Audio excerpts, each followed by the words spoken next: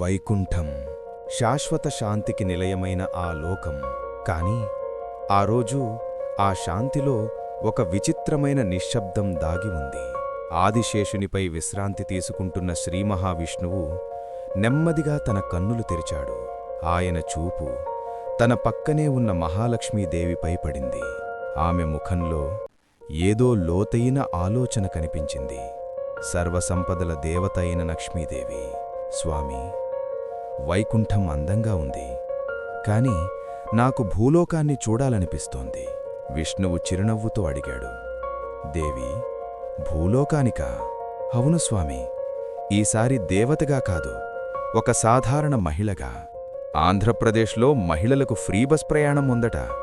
అదే ఉపయోగించి ప్రజల మధ్య జీవించాలనుకుంటున్నాను. నారదుడు నవ్వుతూ అన్నాడు. స్వామి, ఇప్పుడు ఐశ్వర్యం కూడా బస్సులో ప్రయాణించబోతోంది. అలా లక్ష్మీదేవి తన దివ్యరూపాన్ని విడిచి ఒక సాధారణ మహిళగా భూలోకానికి దిగింది. సాధారణ చీరలో, జుట్టులో మల్లెపూలతో ఆమె ఒక బస్సులోకి అడుగుపెట్టింది. బస్సు కిటికీ పక్కన కూర్చున్న లక్ష్మీదేవి ప్రజల జీవితాలను గమనించింది. ఆమె మనసులో అనుకుంది, నిధమైన సంపద ప్రజల హృదయాల్లో ఉంది. వైకుంఠంలో ఉన్న విష్ణువు ఆమె ప్రయాణాన్ని చూసి నిశ్శబ్దంగా చిరునవ్వు నవ్వాడు. నారద, ఐశ్వర్యం కిరీటంలో కాదు, ప్రజల మధ్య ఉంటుంది.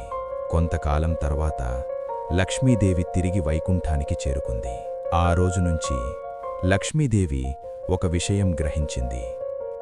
నిజమైన సంపద బంగారంలో కాదు, మనుషుల హృదయాల్లో ఉంటుంది. Hello friends, please like, share and subscribe. It will make me very happy. Thank you.